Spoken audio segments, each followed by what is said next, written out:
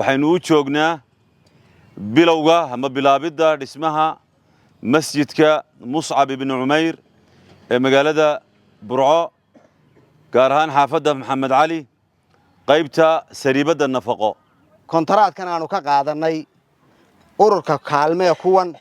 oo gudoomiye ka yahay Cabdimaalig Muuse Coldoon waxaanu kaga qaadanay lacag dhan $150,000 oo dollar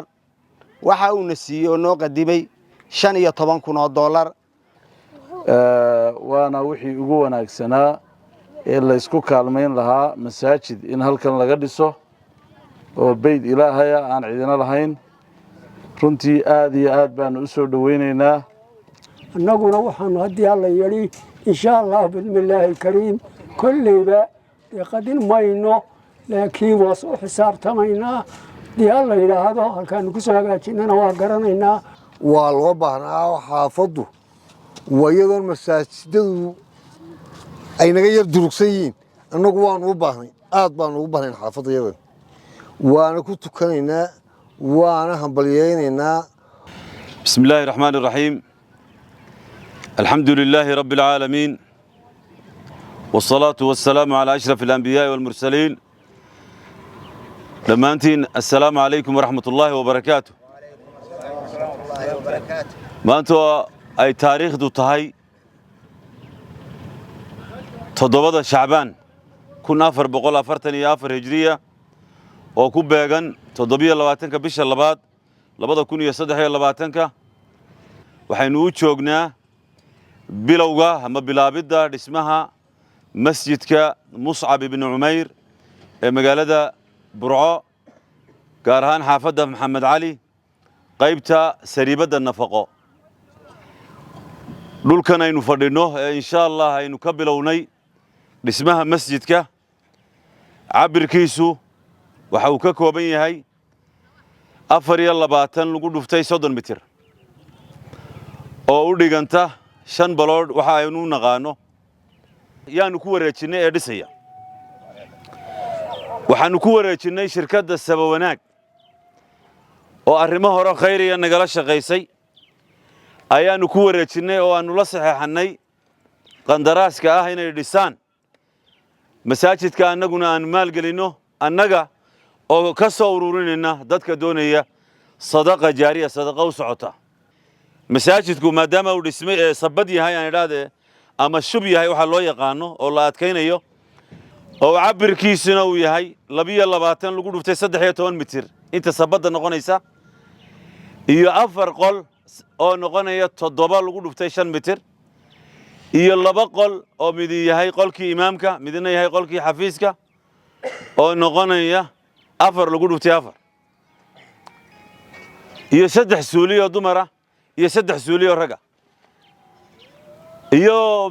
qaybtii weysada raga iyo qaybtii weysada dumarka iyo meesha wada marmar laga dhigayo ama kii wadaniga ha noqdo ama kii kala noqdo masaajidka saasa loo dhisaya marka waxaanu ku heshiinay markii aanu rogrognay waxaanu kula heshiinay shirkadda Sabawanaag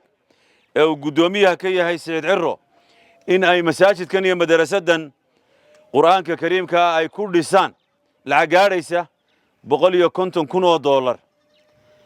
lacagta waxaanu ka siinay lacag gaaraysa $15,000 oo dollar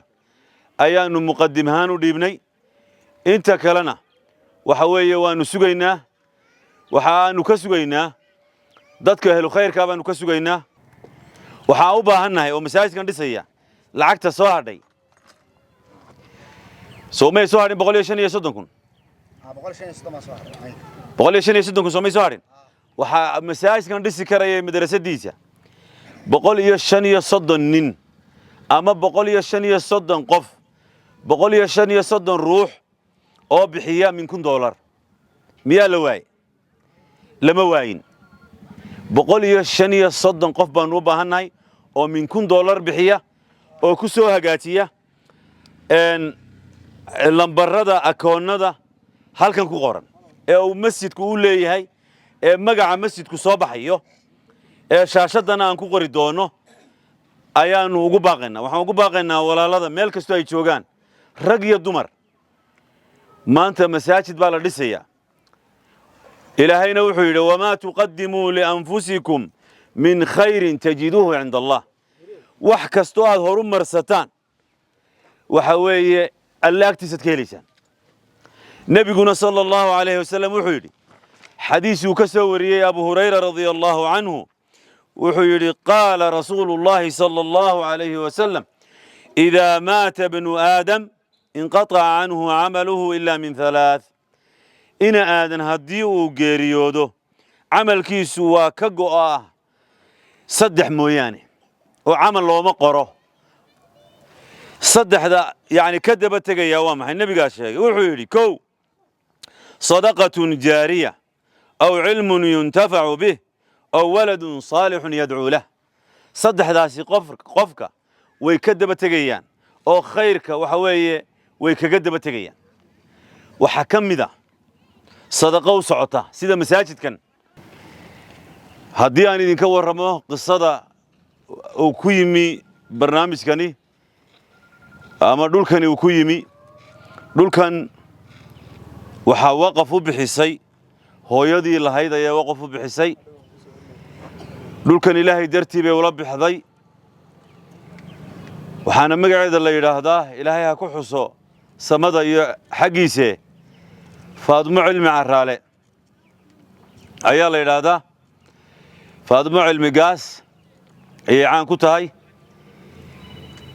وحيولب حيساه إن أيون نقطة صدقة جارية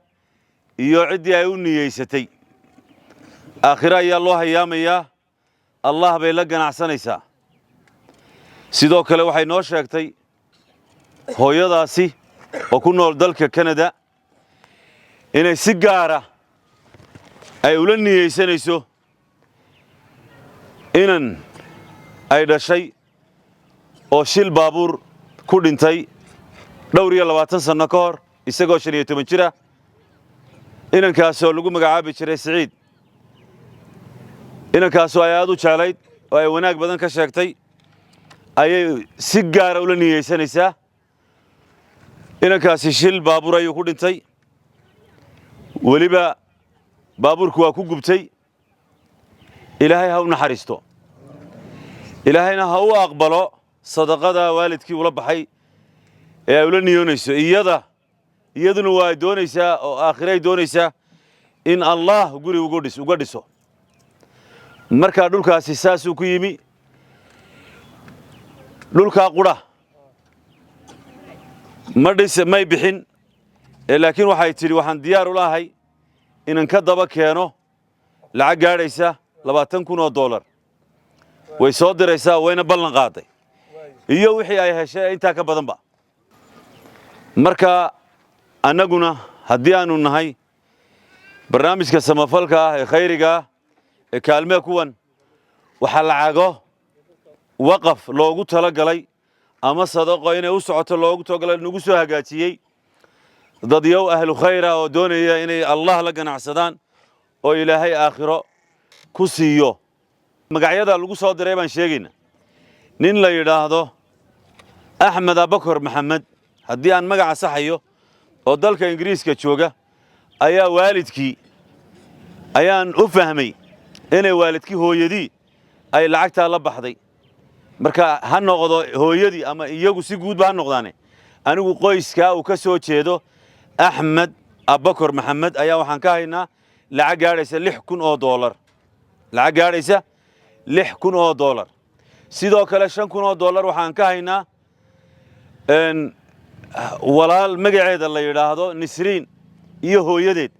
lacagta qof bay ugu soo hagaajiyeen gacanta iyaga xawaalad lama soo dhigin laakiin qof Ingiriiska ka yimi ayaa laygu soo dhiibay marka halkaasina waa $5,000 koob iyo 10 soo isku may noqon $1,000 waxa la baxay walaal magaciisa la yiraahdo Faysal Baraare oo hooyadii ula baxay oo kamid ah muxuu ahaa dadka reer Burco $3,000 kale annaga ayaa ku darnay annagoo ah kaalme kuwan wa anna al-masajida lillah fala tad'u ma'a allahi ahada masajidka Allah iskale cid kale muxuu ahaa la wadaajin maayo alla baa keligii loogu yeerayaa gudihiisa alla ayaa lagu kaliyeynaya gudihiisa masajidkani waxa weeye waxa amira dadka muuminiinta ee taqwada la yimaada amiraadiisuna dhismaha kamida amiraadiisa in lagu tukada kamida camraadiisu way badan tahay marka waxaanu ku baaqaynaa ka qayb qaata baaraka allahu fiikum dhismaha muxuu ahaye masaajidkan oo aanu ugu magac darnay masjidu muscab ibnu cumayr saxaabigii muscab ibnu cumayr ayaanu ugu magac darnay masaajidkan muscab ibnu cumayr radiyallahu canhu waxa uu ahaa danjirihii ugu horreeyey ee islaamka nebigu sal alla alay slam wuxuu u diray madiina muscab ibnu cumayr saxaabo waaweyn ayuu ilaahay sababtiisa ka dhigay inay islaamaan saxaabadaa waxaa ka mid ah sacd ibnu mucaad usayd ibnu xudayr markaa wuxuu islaamiyey saxaabigaasi aws iyo khasraj rag badan oo madaxa rag badan oo islaamka wax taray ayuu ilaahay sabab uga dhigay ninkaa dhallinyarada ah ee waalidkii isku dayey weliba hooyadii isku dayday inay diinta islaamka ka soo celiso ninkaasi wuxuu ahaa nin hodana oo qaniya nin dhallinyaro ah oo ka dhashay reer aad u ladan laakiin diinta islaamka ayuu ka doortay marka waxa weeye halkan ayaynu muxuu ahay ku xasuusanaa saynu ugu dayanno oo ubadkeennuna ugu daydo ayaynu muxuu ahay magaciisa ugu magac darnay waanu idinku boorinaynaa baaraka allahu fiikum ka qayb qaata waxaan u mahad celinayaa dadweynaha ka soo qayb galay waxgaradka ka soo qayb galay odayaasha ka soo qayb galay ee uu ugu horeeyo boqor maxamuud axmed liibaan iyo oday ismaaciil saalax alidhuxul iyo odayaal kale oo halkan ku sugan baaraka allahu fiikum oo halkan jooga oo munaasabaddeena la xoojinaya inahaasaan ku gabagabaynayaa munaasabadda xigta waxaan rajaynayaa innagoo masaajidkii dhisnay in aynu isu nimaadno insha allah biidni illaahi alkariim mar labaad waxaan ku boorinayaa ka soo qayb qaata naftiinna wax muxuu ahay ula baxa baaraka allahu fiikum waxaan ku soo dhoweynayaa oo isaguna halkan erey ka odhanaya shirkadda dhistay masjidka shirkadda sabawanaag waxa aan soo dhoweynayaa siciid ciro si uu faahfaahin uga bixiyo khayr baynu isku ognahay wassalaamu calaykum waraxmat ullaahi wabarakaatu بسم الله الحمد لله رب العالمين ثم صلاة وسلام على رسول الله صلى الله عليه وآله وسلم اللهم وفقنا لما تحب وترضى يا رب العالمين الأول وحن حريسين يا مهد إلهي بانو مهد نقيا إسوك ياني دادكن فهنسي قفكي بقعدا لهانا إنو لبحو خيري ووحي ugu khayr badnaa oo ah masjidiyada madrasad uu la baxo waxaan kale oo mahad celinayaa ururka kaalmee kuwan uu ka yahay gudoomiye Cabdimaalik Muuse Coldoon isagana waxaan leeyahay dhamaantiin ururka Ilaahay subhanahu wa ta'ala khayrka qabateen Allah idinka abaal mariyo oo miisaanka xasanaadka Ilaahay subhanahu wa ta'ala ha idinku cusleeyo oo ha idinku wafeeyo inta markaan uga gudbo xagga anigoo ah gudoomiyaha shirkadda Sabawanaag markaan uga gudbo kontaraadkan aanu ka qaadanay ururka kaalmee kuwan oo gudoomiye ka yahay Cabdimaalik Muuse Coldoon waxaanu kaga qaadanay lacag dhan 150,000 oo dollar waxa uu nasiiyo noo qadimay 15,000 oo dollar waxaanu ku heshiinay 135,000 oo dollar ee hadhay inaanu kaga qaadano macaamilo oo aanu marba wixii la helo ay soo helaan aanu masaajidka ku dhaqaajino ku socodsiino insha Allah biidni Ilaahi kariim Ilaahi subhanahu wa ta'ala waxaan ka baryayaa xilka aan qaaday ee masaajidka ee Ilaahi subhanahu wa ta'ala uu isku magacaabay inuu Ilaahi subhanahu wa ta'ala ii fududeeyo oo aanu Ilaahay igu dhibin oo Ilaahi subhanahu wa ta'ala dhismihiisa iyo binadiisa Ilaahi subhanahu wa ta'ala uu ii fududeeyo oo aanu wax dhib iga keenin